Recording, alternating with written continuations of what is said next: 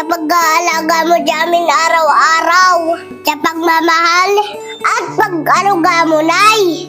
Nag-iitsa ka sa puso ko, Nay. Masaya po ako, ikaw nanay ko. Okay lang po sa akin, pangaralan mo po ako, Nay. Pagalitan mo po ako, sawayin mo po ako. Ipaalam mo po sa akin kung anong tama at mali. Dahil bata pa po ako, Nay.